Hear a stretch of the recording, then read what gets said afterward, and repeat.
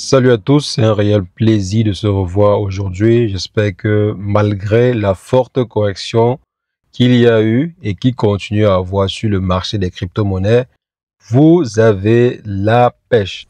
Alors les amis, les investisseurs ont décidé de prendre des bénéfices en ce mois de mai. Donc ils ont dit qu'ils vont entamer le mois de juin sous de nouvelles bases. Et il y a eu des liquidations énormissimes sur le marché des crypto-monnaies. On parle de plus de 800 millions de dollars liquidés en l'espace de 24 heures. Les amis, c'est énorme. Je pense que ça fait un petit bout, on n'a pas eu des liquidations aussi énormissimes. Donc, ça fait plusieurs semaines, peut-être même des mois, qu'on n'a pas eu de forts volumes de liquidation en l'espace de quelques heures. Donc, la douche a été froide car il y avait des investisseurs qui pensaient qu'on était déjà en plein bull run. Et il y a plusieurs investisseurs qui ont fait des placements à la hausse. Donc, qui ont fait des paris à la hausse avec des gros effets de levier. Et malheureusement, ces effets de levier se sont retournés contre eux. Pourquoi? Parce que le marché n'a pas explosé comme il espérait. Parce que généralement, quand le marché performe ainsi, est en train de montrer des signes de hausse, il y a plusieurs investisseurs qui veulent surfer sur la vague et prendre des bénéfices aussi. Donc, profiter du marché aussi pour ramasser également des profits. Or, on a oublié certains éléments ou bien les investisseurs ont oublié certains éléments que l'on va voir ensemble aujourd'hui dans cette vidéo pour comprendre pourquoi est-ce que le marché a aussi fortement corrigé et pourquoi il y a beaucoup de personnes qui sont aujourd'hui en train de pleurer. Parce que oui, il y a même certains investisseurs qui, à eux seuls, ils ont perdu plus de 100 millions de dollars et qui accusent aujourd'hui le marché. Donc les amis, on va essayer de comprendre qu'est-ce qui se passe, pourquoi le marché chute ainsi et comment, pourquoi pas, agir sur le marché en conséquence. Donc c'est ce qu'on va voir dans cette vidéo. Et si jamais c'est la première fois que vous passez par ici, régulièrement nous faisons de superbes vidéos sur le décryptage de crypto. Si jamais cette thématique vous intéresse, n'hésitez pas, abonnez-vous. Alors, comme je disais les amis, aujourd'hui, on va s'intéresser à cette chute spectaculaire. Il y a par exemple quelques temps, on voyait Ethereum bondir de près de 50% en l'espace de un seul mois. Grâce par exemple aux ETF qui font rêver les investisseurs et le stacking surtout d'ETF qui font rêver les investisseurs. Mais en l'espace de quelques heures, il y a eu une correction spectaculaire qui a effacé une bonne partie de ces performances-là sur le projet Ethereum et également sur d'autres projets. Le Bitcoin, par exemple, qui était de près de 111 000 dollars, atteint pendant la semaine à 104 000 dollars. Pour toucher les 104 000 dollars, il y a les amis, ça fait plus de 6 000 dollars qui ont disparu sur le prix d'un Bitcoin. Et là, ça fait, tenez-vous bien, plus de 820 millions de dollars qui ont été liquidés en l'espace de quelques heures. Et c'est vrai que depuis approximativement 2 jours, le marché était déjà en train de montrer des signes de faiblesse. Il y a même eu plusieurs personnes qui ont alerté. Je pense même qu'il y avait beaucoup plus de personnes qui pressentaient même une forte correction sur le marché. Donc malheureusement, le marché leur a donné raison. Mais il y avait aussi des optimistes, ceux-là qui ont eu à miser que le marché va performer en mettant même des effets de levier.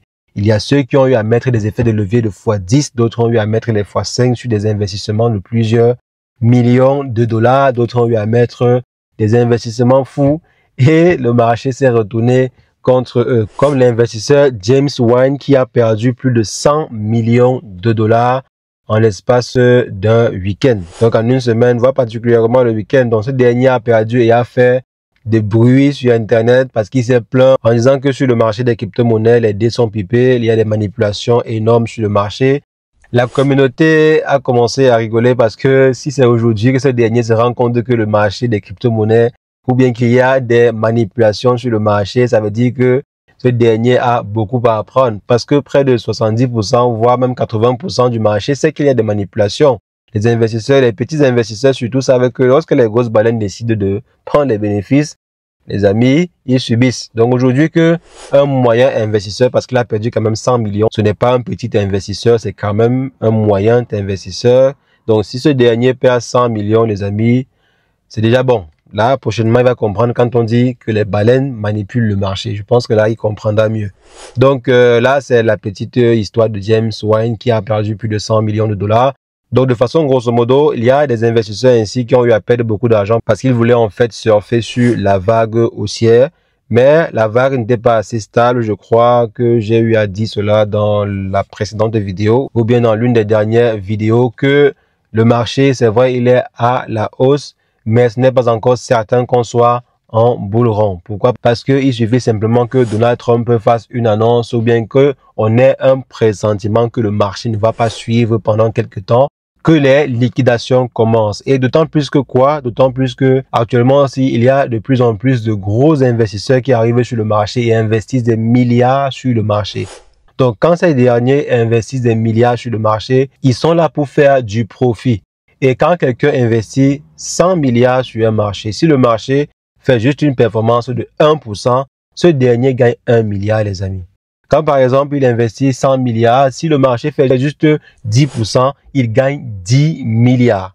Donc, pendant que sur votre investissement de 100 dollars, vous gagnez 10 dollars, ça fait 110 dollars, vous simplifiez et tout. Lui, il est en train de gagner 10 milliards en plus et son capital monte à 110 milliards. Donc, les amis, voilà comment les grosses baleines voient le marché que d'autres ne voient pas. Parce qu'une personne viendra mettre 10 000 dollars pour avoir le million. Donc, si vous mettez 10 000 dollars pour avoir le million, il y a donc ceux qui sont prêts sur les marchés à juste venir et grignoter quelques pourcentages. Par exemple, prendre juste 10 voire 15%. C'est vrai qu'on espérait que les baleines qui sont arrivées sur le marché ne soient pas juste là pour faire du profit, mais soient là pour développer des projets dans l'écosystème. On pense par exemple aux ETF Bitcoin, aux ETF ETH qui sont là. Donc, les différents fonds d'investissement qui ont commencé à investir sur le secteur des crypto-monnaies, on se dit ces derniers viennent investir ainsi pour pouvoir soutenir des projets comme la mise sur le marché des ETF. Donc, on espère que ces derniers achètent des bitcoins ou achètent des ETH pour ainsi supporter leurs projets d'ETF et développer même, pourquoi pas, d'autres projets. Mais on a oublié que le revers de la médaille, c'est que ces fonds d'investissement, les amis, ils ont généralement le sang à l'œil. Ils ne sont pas là pour blaguer. Donc, s'ils ont un pressentiment que le marché peut vaciller de 20 ou 30%, ils vont faire ce qu'il faut faire pour sécuriser leurs capitaux. Et c'est ce qui est en train d'arriver actuellement sur le marché. Les gros investisseurs qui ont eu à faire des gros placements, qui ont eu à commencer à acheter le Bitcoin quand ce dernier était à 90 000 dollars ou 89 000 dollars et qui ont pu faire déjà des plus de 15%, d'autres 10% et tout. Parmi ces derniers, parce qu'il faudrait pas quand même jeter la pierre sur tout le monde, parmi ces personnes, il y a certains qui sont en train de prendre des bénéfices ou bien qui sont en train de sécuriser déjà une partie du patrimoine. Pendant que d'autres investissent, il y a ceux qui décident de sécuriser une partie de leur investissement pour ne pas être trop exposé au risque parce que mine de rien, les nouvelles ne sont pas super bonnes pour le marché. Je pense même que le marché crypto a un peu trop résisté. Selon moi, le marché crypto a quand même très bien résisté par rapport à d'autres marchés. Si vous faites par exemple un petit ricochet sur les autres marchés, vous allez voir que il y a quand même eu des corrections. Mais le Bitcoin ou des crypto-monnaies se comportaient plutôt bien. Donc, généralement, il peut y avoir des rattrapages comme c'est le cas ici. Des investisseurs, par exemple, qui décident de vendre leur crypto-monnaie pour essayer de sécuriser ou de refaire certains placements sur les marchés. Mais ce qui est bien, c'est quoi? C'est que généralement, quand le marché essaie de se rattraper, quand les investissements ou bien la conjoncture économique est un peu plus propice, les investisseurs reviennent.